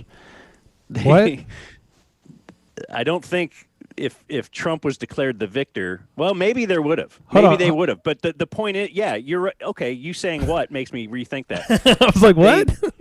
Both sides. If one guy was predicted the overwhelming winner that night, right? Whatever the opposing side might have been breaking windows. For it to happen on a Saturday during the morning, it's different feel. Okay. Well, I'm going to stop her. So you believe that the boards were up for if Biden won, that Trump supporters will go out and break all the windows? Trump supporters are standing outside of voting counting places right now with guns. Well, I mean, I didn't see guns, but they're going out there to make sure, to have someone watch a vote. A vote count. The point is, though, that wouldn't have occurred under any other circumstance with any other guy in the White House. Right. Yeah. So it's that, passions are inflamed. McCain's concession speech was, hey, look, Obama won, fought a great race. We're all Americans, and we have to try and get together and do something. And Trump's has never been, we're all Americans, I'm the president of everybody. Right. I'm the president of those who voted for me. And that's just such a turnoff. I can't understand that people would want that, because whoever's been president, whether it was Bush, I wasn't like, oh, Bush is the worst. And, Bush, Clinton, whoever, they've said, hey, I'm the president for everybody. And I've never heard I'm only president for people who voted for me. Democratic governor states suck. It just seems really weird. And that's inflamed everybody. And it inflames people to vote and go out and vote. So, I don't know. Let's not talk politics. No. We'll do like 5 more minutes of this. Because I think Zeke sucks. Well, we got that on the record now. Yeah. So, no, I find that funny because I think this is the part I was kind of talking about. I think those boards are up because of Trump, yes. But because if Trump wins, people will go nuts and go break the windows. Can you believe that? You know, you can agree to that, right? I don't know. Okay. I really don't. Yeah. You know, clearly having the protests and having that stuff happen at the protest is a terrible thing. And, you know, so clearly that did happen. But I don't know. I don't know what would have happened if there was a landslide Biden win. Right. The point is that, I mean, the businesses are boarded up because maybe it's that Trump has inflamed the left so much that they would throw stuff through windows. I don't know. It might be, but there wouldn't have been there's never been boards on election eve ever. So, no, it's like a damn hurricane he's the coming guy in through the White House, and I know he's got commercials that say this is Biden's America, showing the riots. Well, yeah, Biden's not in charge though. Mm-hmm. It's your America. You're in charge right now. You can't say this is Biden's America. You are saying these are the people that, you know, Biden is on board with or supports. And well, I think that's what it has a pretty serious tinge of racism when you throw that in there like that too. What's that? Why is the racism? Because it's a bunch of black people Not rioting. really. It's probably in Portland's a lot of in Portland's probably a bunch of white folks out there. Yeah, but that's not what I'm seeing on the videos. Oh, whenever this is Biden's America. Oh yeah, I know what you're saying. I know what you're saying. It's So I don't know. Are P1's going to? All I say is I would rather just have. I want all the nastiness because some people would say, "Oh, but McCain sucks because he's never, you know, once it came down to a vote, he'd vote against health care or this or that," which may be true. But I like them to be assholes behind the scenes where I can't see it. Oh, not in okay. A speech. I want them just to say stuff, you know, say the right thing. So now I can explain. If you're really, really nasty, just do it behind the scenes. I just don't want to see it in speeches. That's where I'm going to explain why Trump is. I'm glad I get to explain this to you. Good. And why. And I hope we become friends after this, but or not. At least don't hate each other because I want to explain it correctly. Well, I've enjoyed your podcast, so. Well, I'm glad we can have this kind of, like we don't get to have Dan talk this type of politics and stuff, and I don't get to tell you my side of it, I guess. So the reason why people do support Trump, and I wouldn't say I'm a Trump supporter. Okay, gun to my head, you give me one. I'll pick Trump just because that reason alone right there. You say you want those politicians. I want you to be an asshole behind the scenes. I don't want to see it before, but that's the whole thing is you have Obama. I mean, look presidential up in the dictionary, the way he talks, the way he, acts as a president, you would say that is presidential, right? Correct. Yeah, I thought you were rhetorical. No, that was. I mean, you would agree with that, yes. Sure. And then behind the scenes, we see, hey, Obama just bombed like this school, over there overseas, and he does all the bad things, but he looks all nice, Right. In the That's what I want. And that's what I'm saying. Other people want. Is the people, hey, this guy is a crazy lunatic, excuse my French, but he's a crazy lunatic asshole. And he goes, yeah, he is. But he does all the right things that these people like, is basically what it is. Does that make any sense at all to you? Or should I break it down a different way? Yeah, that does. Okay, good. I made the analogy on the last podcast that the pilot, it's like having a pilot, and he's over the intercom and he is just going, all right, we're traveling 35,000 feet and we'll be there, says all the right things, and as you come in he's smiling. You ever see the captain at the door or whatever, hey man, this guy looks like a real good captain. All right, cool. And you get there and you're flying and you're not getting to your destination. It takes 6 hours. You're like, where are we going? What is happening? Okay, and now you have the other pilot, and he is literally he's getting on the intercom, going, "What's up, assholes? I'm here to take you wherever." And he's just saying all the rude, crude, just horrible things. He's meeting you at the door, his hat sideways. He's doesn't look professional at all. I wouldn't want that. You wouldn't. Right. I understand that. Then your flight's there 2 hours before schedule. Everything flew in smoothly, and that's how people look at it. Yeah, but I would argue that I don't think my flight's getting there 2 hours early under this. Oh yeah, absolutely. You don't agree with that? Yeah, you'd be like, hey, this is where I wanted. I wanted to go to Dallas. I didn't want to go to Florida. Yeah, that's what it is. We're trying to get to Dallas, and you want to get to Florida. Yeah. I sure hope P1s enjoy this. Yeah, I don't know if it's that simple. Oh, I know. It's just more of an analogy. Again, and I go back to I don't know if I'm going to help the wildfires. California, they don't support me. Oh, yeah. That's ridiculous. Yeah. But it's America. Again, I love being American and all that kind of stuff. And I just feel like I want us to be viewed as doing the right thing, and I don't want us. It's a terrible role model for kids to say, hey, you don't act like that, and that's the president, and that's ridiculous. And then I would say, don't ever let your kids idolize politicians. Don't ever do that. I'm not saying idolize. Yeah, but use it as a role model. I don't want to say just don't be that. I never would say, when a George Bush speech, you wouldn't say, man, it's just don't be like this guy. It's just not. Just be cordial. Be nice to people. And sure. That's kind of a big deal, I guess. I would say most quote unquote Biden supporters don't know why Trump supporters support Trump, but Trump supporters overall know why Biden supporters support Biden. That's just honest.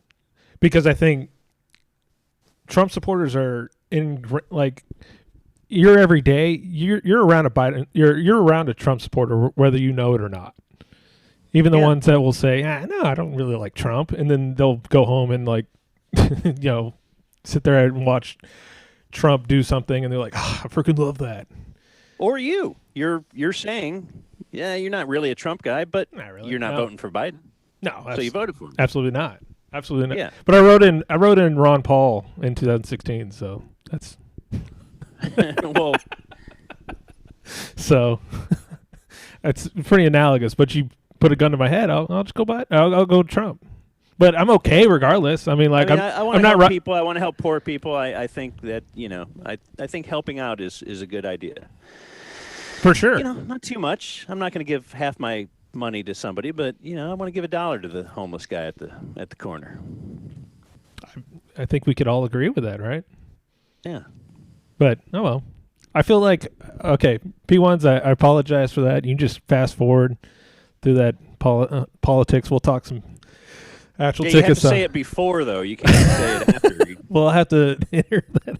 You can't retroactively say fast forward through that. That'll be in the intro. So, well, I appreciate that, Dan. We didn't yell at each other. I think that was very cordial. So, sure, I probably didn't give a good account of myself. No, I'm appreciative of that, of what you think, and I'm appreciative that I get to tell you, and you don't go, whatever, you're horrible, and I'm like, well, okay, I'm sorry you feel that way. So, I think that's the way the conversation should go. It shouldn't be just, you support Biden. Oh, you're horrible. Well, that's not very fair. I don't think you're horrible if you did that. I get it. Yeah, again, I don't really pay attention to any politics. Mm-hmm. I really don't know about many policies or whatever. I don't generally care. Well, I wouldn't say I'm like a policy wonk. I would be more of I follow more in philosophy and what I think is right and what's wrong and how these type of things. Do I think a big large government should take care of the world? Do I think they should? I mean, I guess, but are they good at it? I don't really believe so, if that makes sense. Yeah, I think it could. I think it should be a healthy mix, just the way you would build a roster. You can't do it all in the draft. You can't do it all in free agency. You can't do it all in trades, right? You just need to do a little here and there. And there are some things that you might say are socialist, like the mail. You know, but the mail's pretty awesome. It's kind of amazing. You could spend 50 cents, and all of a sudden, this goes across the country. You know, You're fascinated by mail? Yeah. No, you don't think that's something? I can write something on a piece of paper, spend 50 cents, and my mom can have it. It's in 2 pretty days. amazing that on my phone, regardless of what plane, I know, but regardless of like what we think of Bezos, it's pretty amazing. I can go on an app and go, "Hey, I want this shoe," and then the shoes, and the shoes there the next day. Amazing. I'm sure the mail is not as amazing as your phone. Correct. No, I mean, you know, and you know what's socialist? The NFL. Oh, absolutely. Is the definition of socialism. It's not capitalist at all, and it's the what most do we popular love sport more than the NFL. Yeah, it's the most popular sport. But so and I'm not here advocating socialism either, because I'm probably not even sure I can give you a quality definition of it. But I also say most people who scream socialism when somebody says, hey, maybe this should be helped out a little bit, they also don't know the real definition. Oh, probably not. They probably don't know the real definition of being the government taking control of the means of production. But we can talk about this all day, and we can agree, disagree. We could break it all down, and we will not affect change at all. No, but I find it interesting. I'm enjoying this conversation. I hope you are. Yeah, sure. Yeah, sure. Yeah. Yeah, for sure. It's just it's just all amazing. I guess it is an amazing time to live and see that we lived through it. For sure. This is pretty amazing time, but I guess pushing conspiracy theories too. That is a really weird thing to me. Well, the fact that is another reason I would say, man, how could this many people vote for Trump? I recognize that some would, but just some crazy things that are pushed that you're like, man, the president doing it? It's one thing if you'd always have your very few select politicians that would do stuff like that. But what conspiracy theory specifically? Ah, man. Even the stuff about some of the voting. Yeah. The vote. Oh, see? Look at that vote. They threw one away. And then you have to go ahead and go, no. It was a piece of paper that had a list on it. Yeah.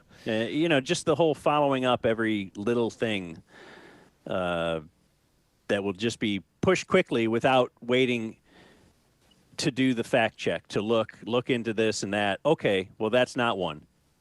He'll just push it out right ahead.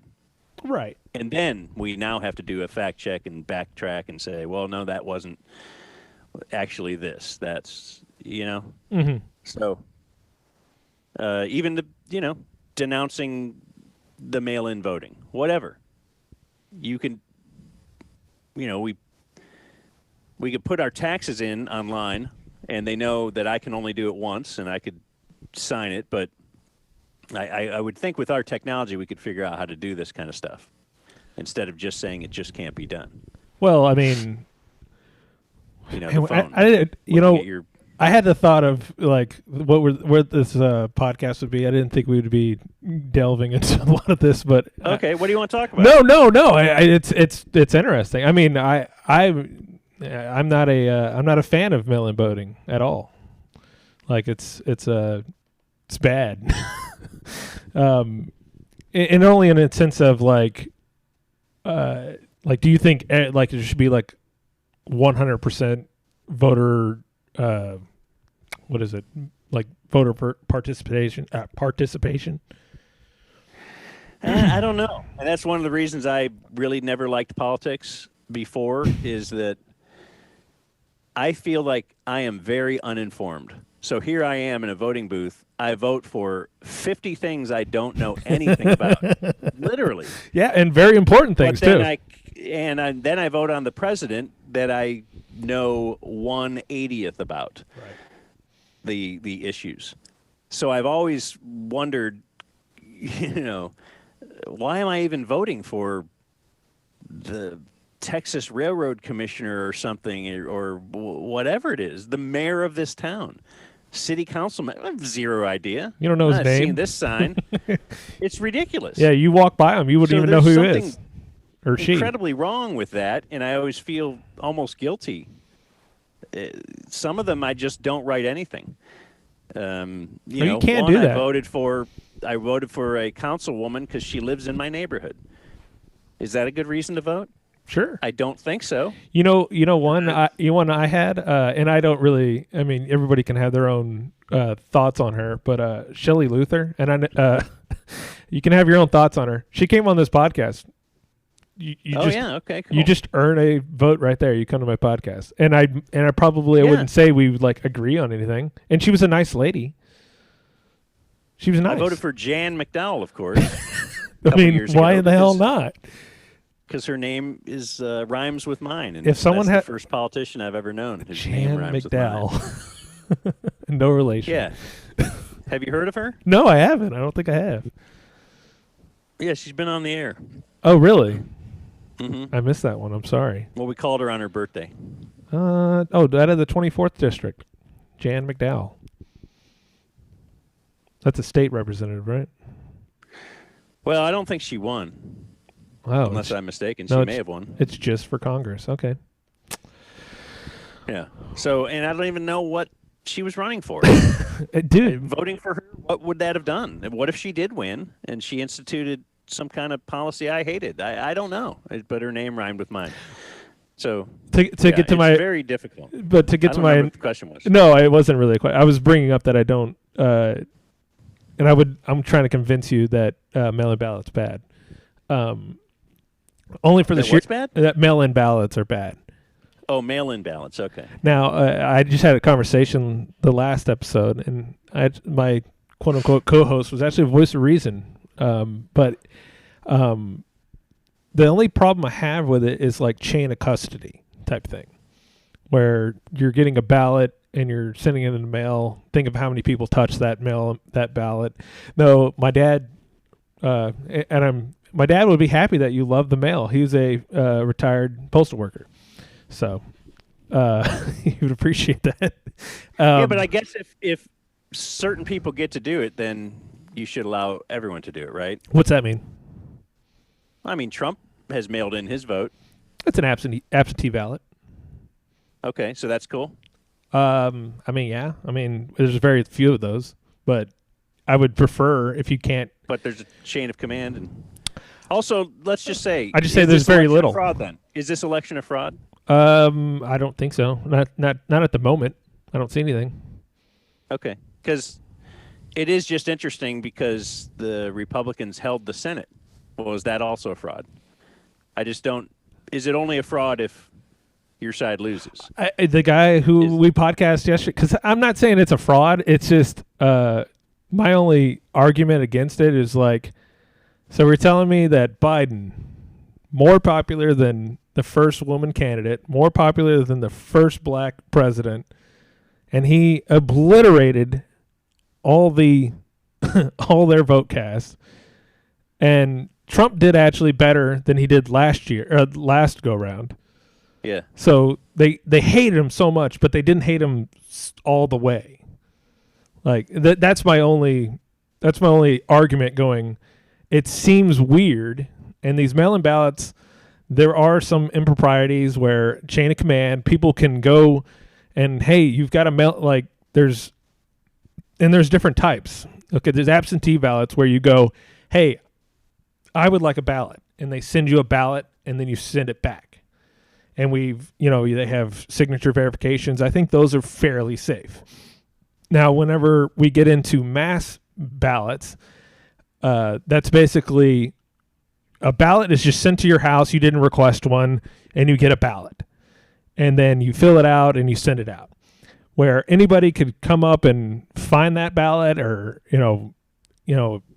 Now the problem. Now I really hope these things are safe. I just don't know if they're super safe as far as signature verifications, making sure. I mean, I would, regardless of what you want someone who voted to be put in, their ballots to be cast. Now, if someone's doing something nefarious, you would not like that, right?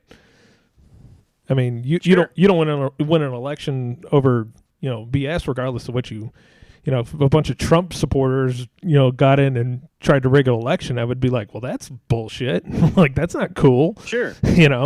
So I also think Trump seems like he's a guy who is very good at projection, and if he tells lies a lot, which I think you would have to admit, even Trump supporters would say, yeah, he exaggerates. This is the biggest thing ever. This is the best thing ever. There's never been a better thing than this. We're going to have a healthcare plan in 2 weeks. There's a nice video out there of him saying that over and over and over since 2016. Right. That our healthcare plan is about to be dropped. So I think he's into projection.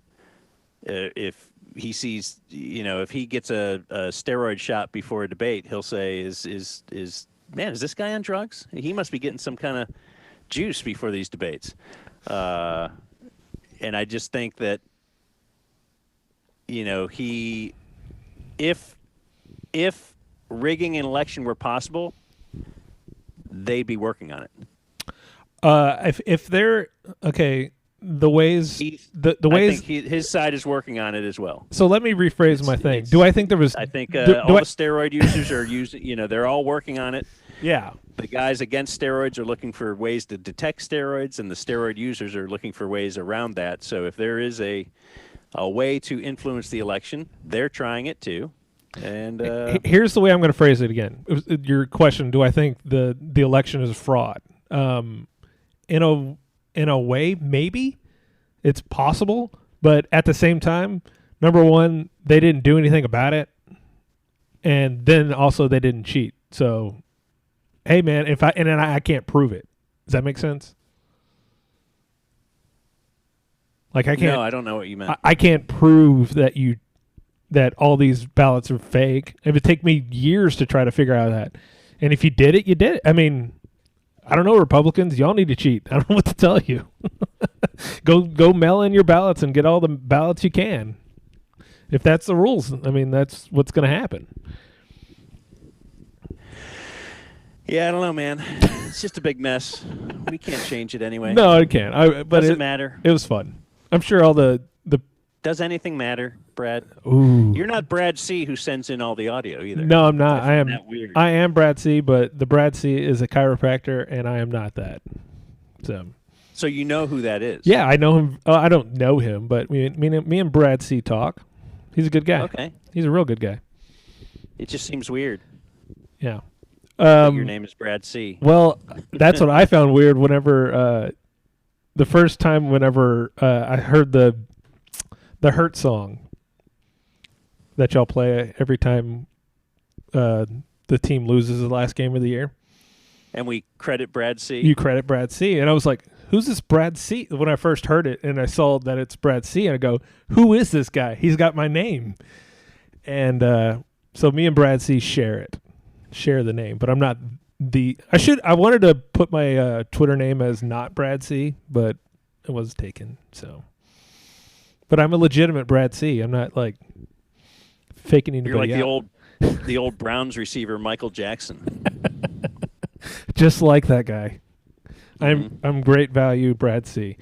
All right, well let's get off of. I'm sorry, all the Dan McDowell fans are going to be real mad about my Trumpian talks and all that, but you got to hear Dan talk politics. I don't think anybody's ever heard you really kind of go in that. And I don't know if you have any pressure to jump into that field, because some of your other colleagues have, and some are met with yeah, you're finally getting into it, and then other ones, on the other side, you're met with such vitriolic opposition on it. So, like, why even do it? Yeah, it's probably a bad idea overall. Like, do you do it as a concerted effort, as like, well, they could be half my audience. Do I want to ostracize half my audience and just like, I don't know if you care about that, but That's something more that the suits, I would say, are concerned with. okay. But I also, yeah, I just think it's a round and round type thing. Right. And maybe, and I just don't like it. I don't like watching it. I don't like really listening to it. I don't like hearing people talk politics or argue politics. You're not going to like this podcast at all.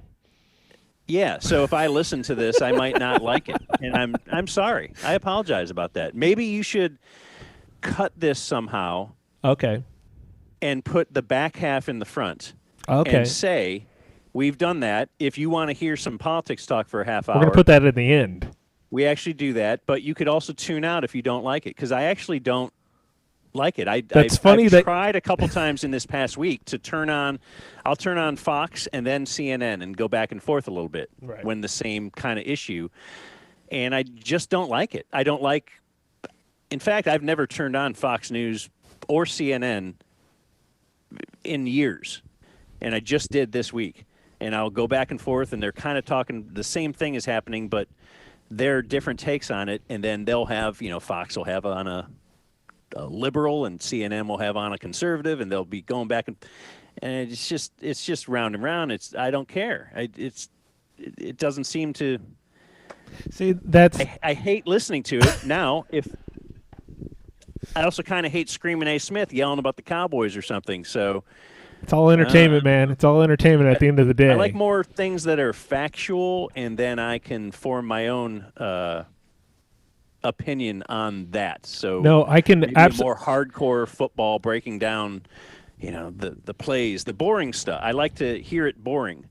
And then maybe we can try and take that information that I learned and make it kind of entertaining. No, if I could tell anybody trying to get into politics or enjoy politics, watching those networks television shows, that's a bad idea. Because it's only going to... Like Jake used to love Fox. And it's only going to inflame you. It's only going to make you more upset. Whereas far as the people I would want to listen to are people talking about philosophical, like... things as far as being quote unquote left or quote unquote right. Like I listen to both, and not ones that are wanting to like inflame the other side. I want somebody to genuinely tell me what they think. And I hate Rush Limbaugh and I hate Michael Moore. Okay.